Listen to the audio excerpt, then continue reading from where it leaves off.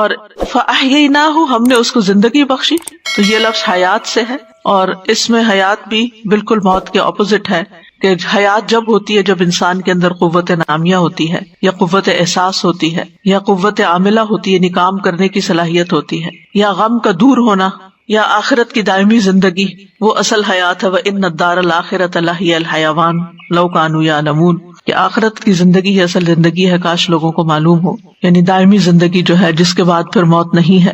اور پھر کامل حیات جو ہے وہ صرف اللہ سبحانہ تعالیٰ کی ہے، اسی لیے اس کی صفت الحی ہے. اور پھر دنیا اور آخرت کی زندگی کے اعتبار سے بھی حیات دنیا اور حیات اخرى کو عموماً ڈیفائن کیا جاتا ہے کہ ایک اس دنیا کی زندگی ہے اور ایک آخرت کی زندگی ہے.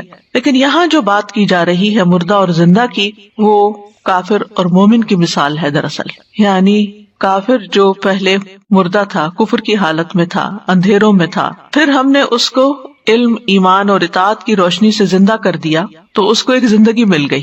یعنی کفر کی حالت میں وہ موت کی طرح تھا، گویا مردہ تھا، اور جب ایمان ملا تو گویا اس کو زندگی مل گئی. اسی طرح یہ بھی کہا جاتا ہے کہ یہاں موت سے مراد جہالت اور بے شعوری کی زندگی ہے. جب انسان علم کے بغیر جیتا ہے وہ بھی مردہ ہے، اور زندگی سے مراد علم کا حاصل ہونا اور حقیقت کی پہچان ہو جانا. تو اسی لیے اس کا معنی کیا کیا گیا، اَوَ مَنْ كَانَ مَيْتًا فَأَحْيَيْنَاهُ، یعنی کیا وہ شخص جو پہلے گمراہ تھا، جاہل تھا، کافر تھا، پھر ہم نے اس کی گمراہی دور کر دی، ہم نے اس کی جہالت دور کر دی، ہم نے اس کے کفر کا ازالہ کر کے اس کو ایمان بخشا، ایمان کے ساتھ زندہ کیا. یعنی کفر کی وجہ سے وہ مردہ تھا، ہم نے ایمان کے ساتھ اس کو زندہ کیا. وَجَعَلْنَا لَهُ نُورًا يَمْشِي بِهِ فِي النَّاسِ، اور ہم نے اس کے لیے ایک نور بنایا جس کے ساتھ وہ لوگوں کے درمیان چلتا پھرتا ہے. نور وہ پھیلنے والی روشنی جو اشیاء کے دیکھنے میں مدد دیتی ہے، اور یہ دو قسم پر مشتمل ہوتی ہے، ایک دنیاوی اور ایک اخروی.